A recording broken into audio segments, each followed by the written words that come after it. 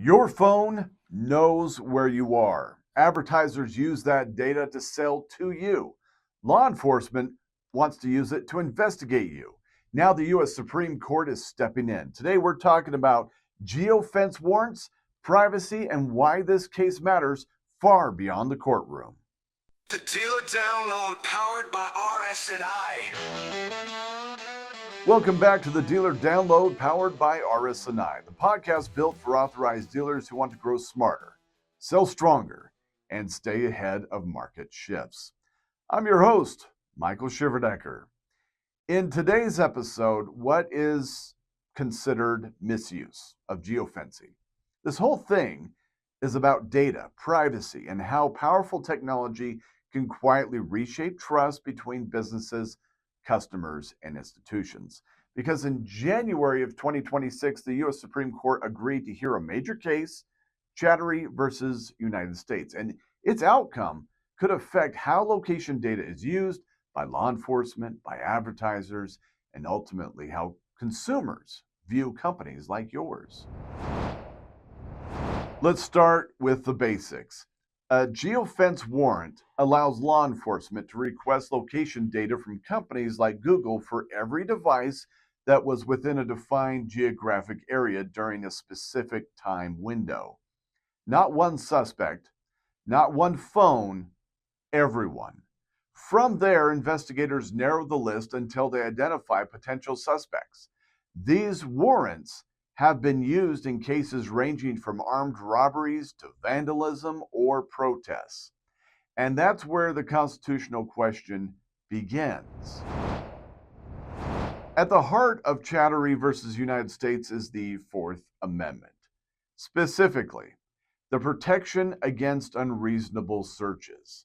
Lower courts are split. Some have ruled that geofence warrants are a modern extension of traditional investigative tools.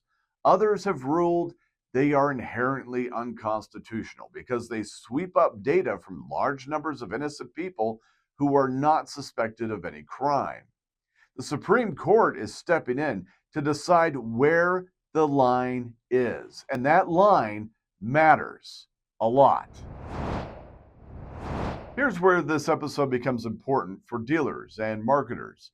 The same location data law enforcement wants access to is the data advertisers already use. Geofencing ads, location-based targeting, attribution modeling. Different purpose, same technology. Later this year, if courts decide broad data sweeps are acceptable, it raises a serious question. Where does consent end and surveillance begin? And more importantly, for dealers, how does the customer feel about it? Technology rarely stays in one lane. Tools built for convenience often get repurposed for enforcement. Tools built for advertising can be repurposed for investigation. The concern raised by privacy advocates isn't just about this case. It's about precedent.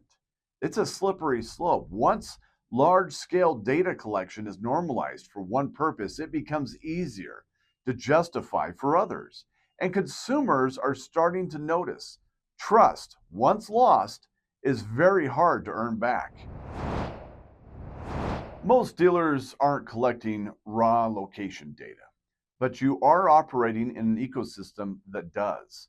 CRMs, digital ads, online forms, tracking pixels. Customers don't separate the platform from the dealer. To them, it's one experience. That means the future of selling isn't just about compliance. It's about perception. Customers want transparency. They want the truth, and they want to feel respected, not monitored. So what should authorized dealers take away from this? Here's a dealer action plan you can use.